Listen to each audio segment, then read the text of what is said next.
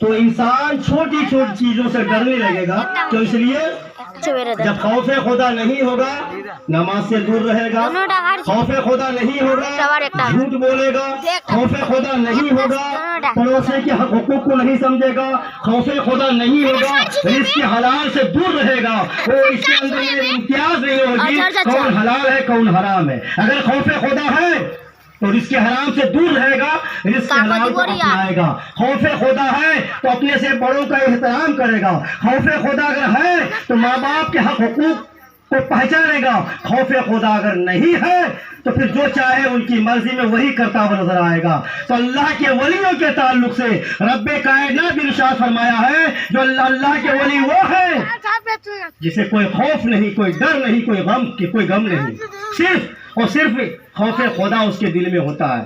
خوف خدا شرم نبی یہ بھی نہیں وہ بھی نہیں، خوف خدا، خدا کا خوف اور نبی پاک صلی اللہ تعالیٰ علیہ وسلم کی اگر شرم نہیں ہو تو انسان نہیں بلکہ وہ حیوان سے بھی بدتر ہے۔ شرم نبی اور خوف خدا اگر دل میں نہ ہو تو پھر زندگی کا کوئی مقصد ہی نہیں ہے، مقصد ہی نہیں ہے۔ تو قرآن مقدسہ کی جس آیت شریفہ کی تلاوت کی تھی اللہ کے ولیوں کے تعلق سے، اور یہ ماہ مبارک پیران پیر روشن جمیل حضور سیدنا شیخ عبد القادر جیلانی رضی اللہ تعالیٰ عنہ کی 11ویں شریف کا مقدس ہے، اور آج اس بزم کا مقصد علوم نبویہ صلی اللہ تعالیٰ علیہ وسلم حاصل کرنے کے بعد جب ایک بندہ، ایک شخص گھر لوٹتا ہے، چونکہ یہ بھی نعمت خدا مندی ہے، سب سے بڑی نعمت علم دین کی نعمت ہے۔ علم دین کی نعمت سے بڑھ کر دنیا کی کوئی نعمت نہیں ہے۔ اگر علم دین سے خالی ہیں آپ کروڑ پتی ہیں، ارب پتی ہیں، کچھ اہمیت نہیں۔ اگر علم دین کی دولتوں سے اگر آپ بھرپور ہیں، علم کی دین کی دولتوں کو اگر آپ نے حاصل کیا ہے تو دنیا کی ساری دولتوں کو آپ نے حاصل کر لیا ہے۔ کیونکہ علم دین کی فضیلت کی دستار بندی لے کر علوم نبویہ صلی اللہ تعالیٰ علیہ وسلم کو حاصل کرنے کے بعد جناب مولانا محمد اظہر رضا صاحب گھر لوٹے، اسی کے جشن میں، اسی نعمت خدا بندی کی خوشی میں آج اس محفل میلاد پاک کا انعقاد کیا ہے۔ رب کا فرمان ہے وَعَمَّا بِنِعْمَتِ رَبِّكَ فَحَدِّثْ، اور تم میری نعمتوں کا خوب خوب چرچا کرو۔ تو ان نعمتوں میں سے ایک نعمت علم دین مصطفیٰ صلی اللہ تعالیٰ علیہ وسلم ہے۔ ویسے سر کے بال سے لے کے پیر کے ناخن تک بے شمار نعمت خدا بندی ہے۔ اگر ہم پوری زندگی اللہ کی نعمتوں میں سے ایک نعمت کا اگر شکرانہ ادا کرنا چاہیں تو ہماری پوری زندگی تباہ ختم ہو سکتی ہے، لیکن خداوند قدوس کی ایک نعمتوں کا شکرانہ ادا نہیں کر سکتے ہیں۔ تو ان ساری نعمتوں میں سے ایک نعمت علم دین مصطفیٰ صلی اللہ تعالیٰ علیہ وسلم ہے۔ اللہ کے پیارے رسول ارشاد فرماتے ہیں طلب العلم فریضۃ علی کل مسلم و مسلمات، علم دین کا حاصل کرنا ہر مسلمان مرد اور عورت پر فرض ہے، اور رب قدیر کا فرمان عالی شان ہے انما یخشی اللہ من عبادہ العلماء، بے شک بندوں میں اللہ سے وہی ڈرتا ہے جو علم دین حاصل کرتا ہے۔ جو علم دین حاصل کرتا ہے بندہ، اللہ سے وہی بندہ سب سے زیادہ ڈرنے والا، ڈرتا وہی ہے۔ اور حدیث پاک میں اللہ کے رسول ارشاد فرماتے ہیں خیرکم من تعلم القرآن وعلمہ، تم میں سے بہتر انسان وہ ہے جس نے قرآن پاک کی تعلیم کو حاصل کیا، سیکھا اور دوسروں کو سکھایا۔ تو آج کے اس جشن کا جو انعقاد کیا گیا ہے قرآن و حدیث کی تعلیمات کو سیکھنے کی خوشی میں، جشن عید میلاد النبی صلی اللہ تعالیٰ علیہ وسلم میں انعقاد کیا گیا ہے۔ حضرات آقا صلی اللہ تعالیٰ علیہ وسلم کا فرمان عالی شان ہے کہ العلماء ورثۃ الانبیاء، انبیاء کے وارث عالم ہیں، علماء انبیاء کے وارث ہیں۔ آئیے سیدنا شیخ عبد القادر جیلانی رضی اللہ تعالی عنہ کے طلب علم کے زمانے کا ایک ہی واقعہ میں بیان کرتا ہوں، اس کے بعد میں اپنی گفتگو ختم کر دوں گا۔ علم دین حاصل کرنے کا مقصد کیا ہے؟ عالم بننے کا مقصد کیا ہے؟ جب انسان علم دین سیکھتا ہے تو اس کا مقصد کیا ہونا چاہیے؟ ان کا مقصد یہ ہونا چاہیے کہ باپ کا کیا مقام ہے، ماں کا کیا مرتبہ ہے, بڑے کا کیا مرتبہ ہے, پڑوسی کا کیا حقوق ہے, سچ کیا ہے, جھوٹ کیا ہے, جائز کیا ہے, ناجائز کیا ہے. غوث اعظم رضی اللہ تعالی عنہ جب اپنے شہر کے اندر علوم حاصل کر لیے اور ان کے ساتھیوں میں چند ساتھیوں کا پروگرام یہ ہوا کہ اعلیٰ تعلیم حاصل کرنے کے لیے شہر جیلان کا سفر کرنا چاہیے. غوث اعظم رضی اللہ تعالیٰ عنہ ماں کی خدمت میں حاضر ہوتے ہیں, عرض کرتے کہ امی جان ہمارے چند ساتھی جو ہے اعلیٰ تعلیم حاصل کرنے کے لیے, اونچی تعلیم حاصل کرنے کے لیے جیلان کے شہر کا رخ کرنا چاہتے ہیں. اگر آپ مجھے رائے دے دیں, آپ کی اجازت ہو تو میں بھی ان ساتھیوں کے ساتھ چل دوں. غوث اعظم رضی اللہ تعالی عنہ کی والدہ نے اجازت دی, ساری تیاریاں ہوئی. وقت مقررہ کے تحت غوث اعظم عبد القادر جیلانی رضی اللہ تعالی عنہ کو اس قافلے کے ساتھ پکڑایا اور جانے سے پہلے غوث اعظم رضی اللہ تعالی عنہ کی صدری کے اندر 40 دیناریں رکھ کر سل دی. کیونکہ یہ واقعہ مشہور ہے, مجھے واقعہ بتانا مقصد نہیں ہے, مقصد یہ ہے کہ ماں کا مقام کیا ہے, باپ کا مقام کیا ہے, علوم دینیہ حاصل کرنے کا مقصد کیا ہے, علوم دینیہ حاصل کرنے کا مقصد ہمارا کیا ہے. آج باپ ماں دنیا کی مصیبتوں کو, صعوبتوں کو, پریشانیوں کو جھیل کر اپنی اولاد کو خرچہ دیتے ہیں, پیسہ بھیجتے ہیں, خود ایک چائے نہیں پیتے اس پیسے کو بچا کر. جو ہی بیٹا کا فون آتا ہے, خبر آتی کہ اتنے پیسے کی ضرورت ہے, وہ پیسہ دیا جاتا ہے. باپ 4 کپڑے کے بجائے 2 کپڑے پر اکتفا کر لیتے ہیں, لیکن اپنی اولاد کو جو ہی خبر آتی ہے مدرسے سے, مدرسہ پیسہ بھیجتے ہیں. اس کا مقصد کیا ہے؟ غوث اعظم رضی اللہ تعالیٰ عنہ کی والدہ نے کہا بیٹا ٹھیک ہے ہم سے دور جا رہے ہو, بہت دور سفر جا رہے ہو علوم نقلیہ عقلیہ دینی تعلیم حاصل کرنے کے لیے, لیکن بیٹا سفر میں پریشانیاں آتی, مصیبتیں آتی ہیں. لیکن 2 باتیں تم اپنے ذہن کے حاشیہ میں نوٹ کر لو. ایک تو یہ ہے, تو جس حال میں بھی تو رہنا سچ بولنا, جس حال میں بھی رہنا سچ بولنا, اور صبر کا دامن مضبوط ہاتھوں سے تھامے رہنا, جھوٹ نہیں بولنا. سیدنا شیخ عبد القادر جیلانی رضی اللہ تعالیٰ عنہ نے وعدہ کیا کہ امی جان میں ایسا ہی کروں گا, چاہے جس حال میں بھی رہوں گا میں آپ کے فرمان کی عدولی نہیں کروں گا, آپ کے فرمان کو نہیں توڑوں گا. چنانچہ غوث اعظم رضی اللہ تعالی عنہ اس قافلے کے ساتھ چل گئے. چلتے چلتے چلتے چلتے ہمدان کے علاقے میں جب آپ کا قافلہ پہنچا, ایک بہت بڑا جنگل تھا. اس زمانے میں 60 ڈاکوؤں کا ایک گروہ تھا, اسی جنگل کے اندر چھپا رہتا تھا.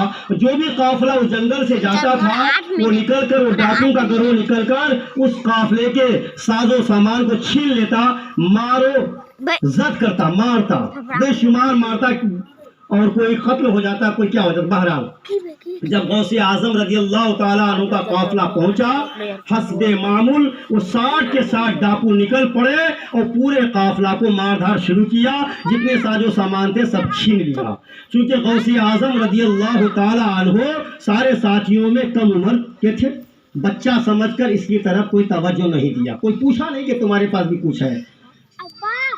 جب سارا پورا ساز و سامان اپنے سردار کے سامنے پیش کیا تو پیش کرنے کے بعد ایک ڈاکو نے کہا کہ حضور ایک بچہ ہے, ہم لوگوں نے ان کی طرف توجہ نہیں دیا ہے, لیکن اس بچے نے کہا کہ میرے پاس بھی کچھ ہے.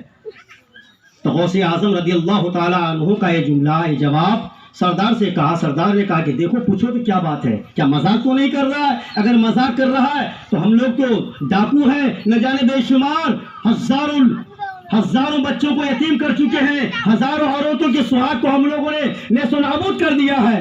چنانچہ ایک ڈاکو نکل باہر آتا ہے اور آنے کے بعد سیدنا غوث اعظم رضی اللہ تعالیٰ عنہ سے پوچھتا ہے کیا بیٹا تمہارے پاس واقعتاً کچھ ہے؟ کہ ہاں ہے. تو چلو میرے سردار نے تم کو بلایا ہے. سردار کی نگاہ, سردار کے سامنے جب غوث اعظم رضی اللہ تعالیٰ عنہ کو پیش کیا, غوث اعظم سے پوچھا کیا بابو تمہارے پاس بھی کچھ ہے؟ غوث اعظم نے بے ساختہ کہا ہاں میرے پاس ہے. کہاں ہے؟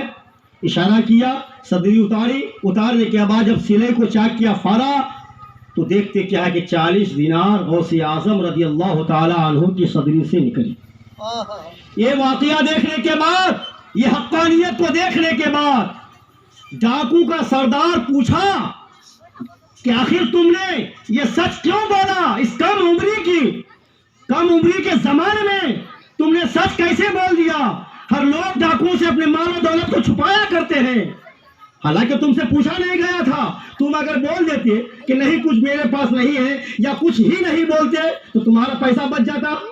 غوث اعظم رضی اللہ تعالی عنہ جواب دیتے ہیں کہ ڈاکو سنو، جب میں گھر سے نکل رہا تھا تو میری ماں نے نصیحت کی تھی کہ بیٹا عبد القادر جیلانی، تو جہاں کہیں بھی رہنا، جس حال میں بھی رہنا، سچ اور صبر کا دامن مضبوط ہاتھوں سے تھامے رہنا۔ ایک ڈاکو کے سردار، آج اگر میں جھوٹ بول کر اپنی 40 دیناروں کو بچا لیتا، علوم دین مصطفیٰ صلی اللہ تعالی علیہ وسلم حاصل کرنے کے بعد میں جب گھر لوٹتا تو ماں کے سامنے میں کون سا چہرہ دکھاتا، میں کیا جواب دیتا؟ ماں پوچھتی اے عبد القادر، تم نے 40 دینار کو بچانے کے لیے میری نصیحت کو تم نے کیوں توڑا تھا؟ میرا وعدہ خلافی کیا تھا، تو میں کیا جواب دیتا؟ اللہ اکبر۔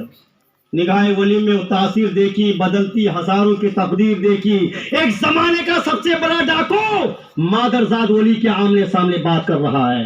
ایک مادرزاد ولی غوث اعظم رضی اللہ تعالیٰ عنہ کی بات زمانے کا سب سے بڑا ڈاکو سے ہو رہی ہے، بات ہو رہی ہے غوث اعظم کی نگاہ سے اس زمانے کا سب سے بڑا ڈاکو کی نظر مل رہی ہے۔ اور جانتے ہیں کہ نگاہ ولی میں وہ تاثیر دیکھی، بدلتی ہزاروں کی تقدیریں دیکھی، آنے واحد میں ڈاکو کی دل کی دنیا بدل جاتی ہے۔ فوراً غوث اعظم رضی اللہ تعالیٰ عنہ کی اس صداقت بھرے جواب کو سننے کے بعد غوث اعظم سے عرض کرتے ہیں کہ حضور، ہم نے آپ ایک کم عمری کے عالم میں ایک ماں کے فرمان کو توڑ نہیں سکتے ہیں۔ ہمیں جس رب نے پیدا کیا، جس رب نے ہمیں سالم الاعضاء بنایا، اس رب کے بے شمار احکامات کو ہم توڑ کر زندگی گزار رہے ہیں۔ لہٰذا میں آج سے توبہ کرتا ہوں، آپ اپنا ہاتھ بڑھائیے اور میں آپ کے ہاتھ پر توبہ کرتا ہوں، آج سے میں اس راستے کو چھوڑ دوں گا۔ چنانچہ جب ڈاکو کے سردار نے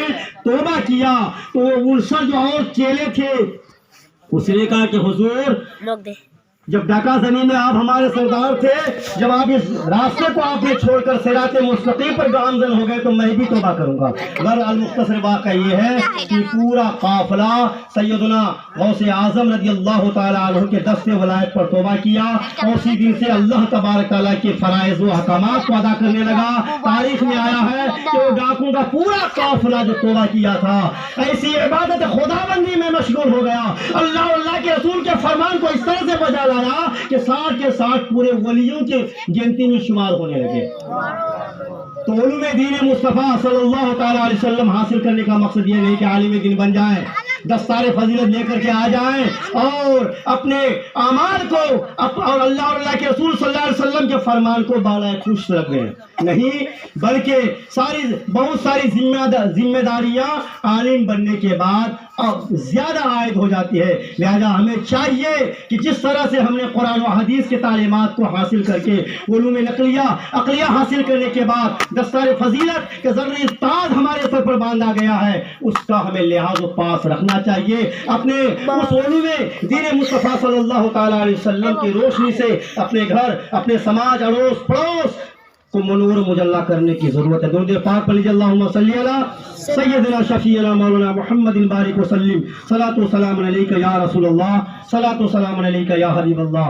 آقا ارشاد فرماتے ہیں، من خرجا فی طلب العلم فہو فی سبیل اللہ حتی یرجع، جو شخص علم دین حاصل کرنے کے لیے اپنے گھر سے نکلتا ہے، جو بچہ علم دین مصطفیٰ صلی اللہ تعالیٰ علیہ وسلم حاصل کرنے کے لیے اپنے گھر سے نکلتا ہے، گویا کہ وہ اللہ کے راستے میں۔ کب تک؟ جب تک کہ وہ گھر لوٹ نہ آئے۔ اگر اسی حالت میں اس کی اگر موت ہو جائے، وہ شہیدوں کے زمرے میں کل میدان محشر اس کو اٹھایا جائے گا۔ دوسری حدیث پاک میں اللہ کے محبوب ارشاد فرماتے ہیں، جب طالب علم چلتے ہیں تو فرشتے طالب علم کے قدم کے نیچے اور زمین کے اوپر اپنا پر بچھا دیتے ہیں. کیوں؟ اس لیے کہیں ایسا نہ ہو کہ طالب علم مولانا رسول اپنا قدم زمین کے اوپر رکھے، کانٹا یا کنکری اس کے تلوں میں چبھ جائے، اس کو تکلیف ہو جائے. چونکہ طالب علم علوم دین مصطفیٰ صلی اللہ علیہ وسلم حاصل کرنے والے مہمانان رسول ہیں. اللہ، یہ مقام ہے. اور علماء کے تعلق سے حدیث پاک میں آیا ہے کہ جب علماء کے لیے زمین، آسمان، دنیا کی ساری چیزیں، حتیٰ کہ سمندر کے تہ میں جو کیڑے مکوڑے ہوتے ہیں وہ بھی علماء کے لیے دعائیں مغفرت کرتی ہیں. دنیا کی ساری چیزیں علماء کے لیے، عالم دین کے لیے دعائیں مغفرت کرتی رہتی ہے. یوں تو فضیلت علم دین مصطفیٰ صلی اللہ علیہ وسلم بے شمار ہے. اس قلیل سا، اس مختصر سا وقت میں بیان کرنا ناممکن ہے. ہمارے